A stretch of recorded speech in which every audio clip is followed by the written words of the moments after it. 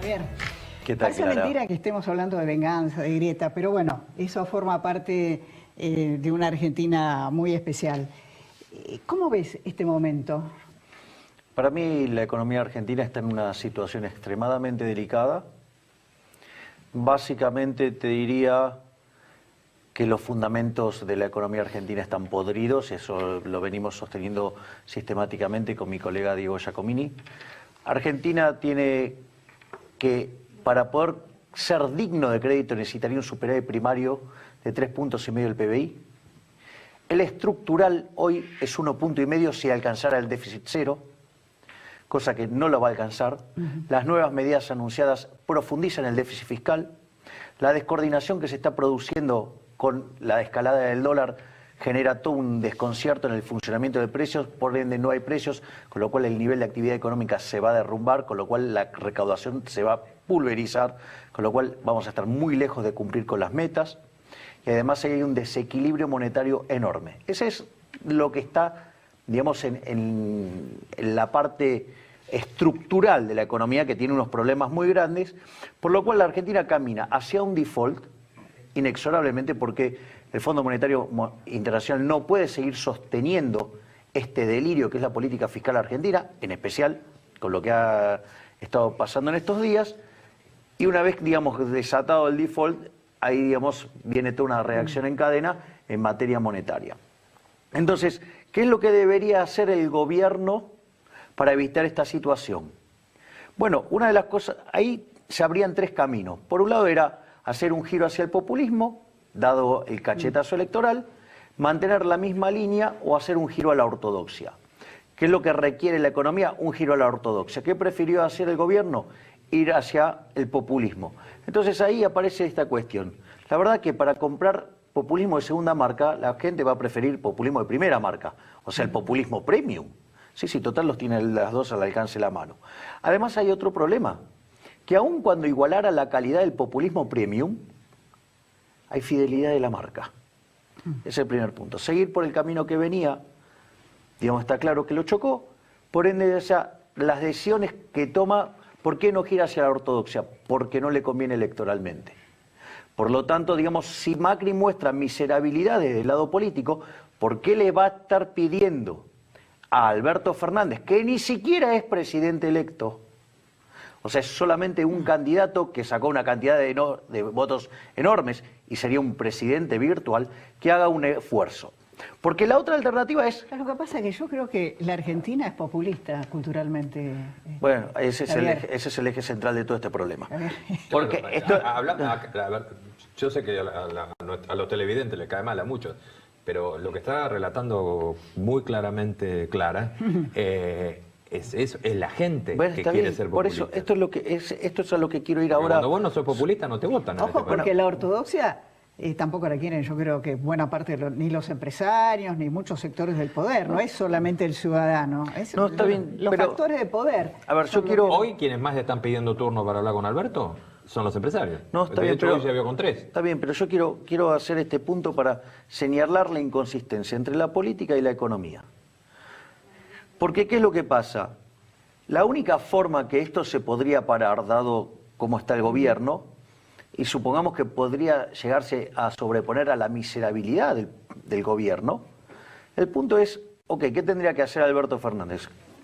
Nombrar un equipo económico sólido, ¿sí?, con formato bien ortodoxo y poner las cosas en orden. ¿Pero lo va a hacer?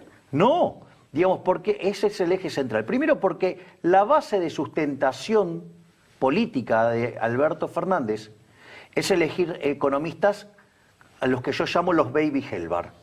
Es decir, el impresentable de Álvarez Agís, el impresentable de Culfas, digamos, la ignorante Marco del Ponte. Eso, digamos, ese es el formato de economista que tiene. Ahora, con ellos convive Guillermo Nielsen. Yo no sé si convive. Ah, no sabes. O es otra línea. Sí, es otra línea. Bueno, sí, digo, sería la línea recomendable, pero parece que Alberto eligió por los del Grupo Callao, entre otras cosas. Ese es el primer punto, va contra su base de sustentación. Segundo, a Alberto Fernández les conviene que le exploten la cara a esto a Macri. Yo digo, listo, entonces ya no le tiene ni que acusar, ya quedó en evidencia. Un segundo ahí, porque sobre eso yo te iba a preguntar. Pero después no se le vuelve en contra. No, para nada. El costo social de para esta nada. situación, ¿lo va a pagar él? Para nada, todo lo contrario. Porque en realidad, una vez que se le prende fuego la economía a Macri, él la va a tomar en el quinto subsuelo, va a hacer lo mismo que el kirchnerismo, va a agarrar el rebote y lo va a capitalizar políticamente. Es decir, lo que vos tenés que pensar es que los políticos no son gente de bien, son todo lo contrario. A ellos no les importa que esto le implique un daño enorme a la sociedad. A ellos lo único que les importa es el poder. Esa es la realidad. Y así obran, y así estamos. Y entonces ahora estamos justo al punto central al que le pegó Clara. Acá hay un problema cultural, además. Es decir, esta sociedad padece de síndrome de Estocolmo.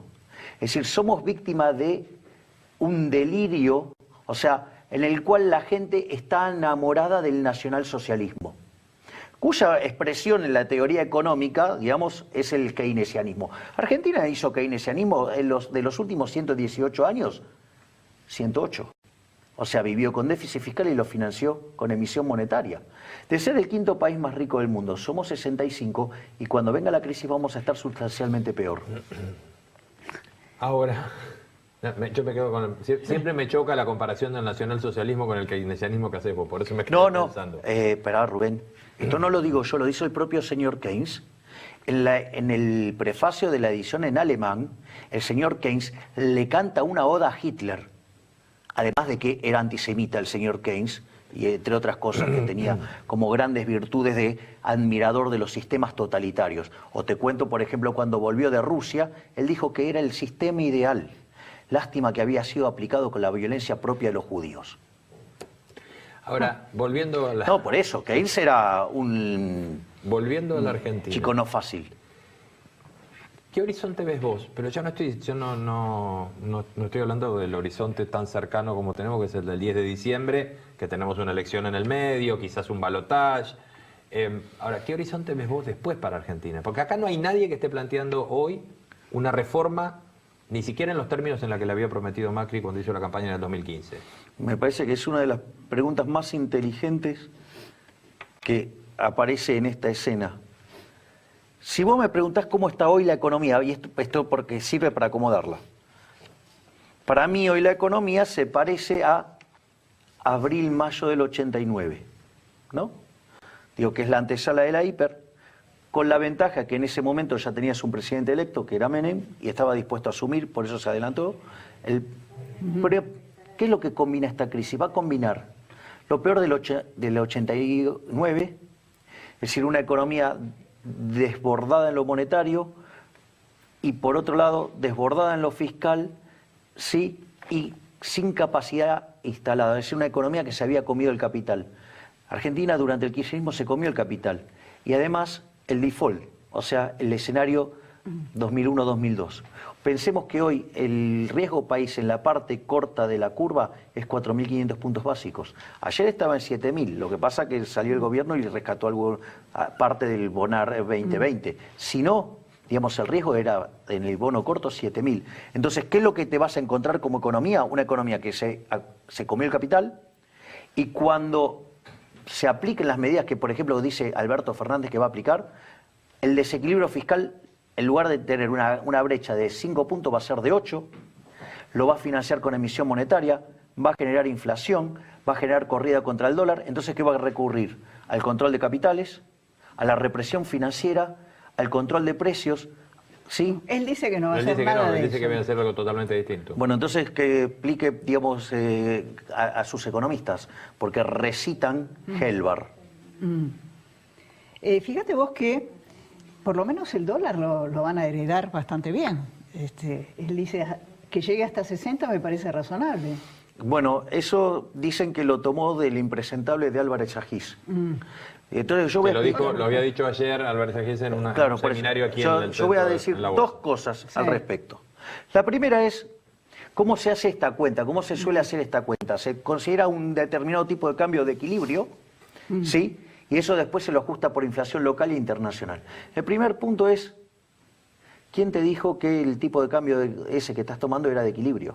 Primer punto. La respuesta más inteligente que pueden dar es, me lo dijo Dios. Tengo el celular de Dios, me lo dijo. La otra es, ¿las condiciones de oferta y demanda después de tantos años son exactamente las mismas? No. Con lo cual, pero supongamos que por casualidad fueran las mismas, que ¿quién te lo dijo? Dios. Ok. Después necesitas tener la evolución de todos los precios, de todos los bienes, de todo el mundo durante todo ese tiempo. No existe eso, ¿ok? Ese número no se puede hacer.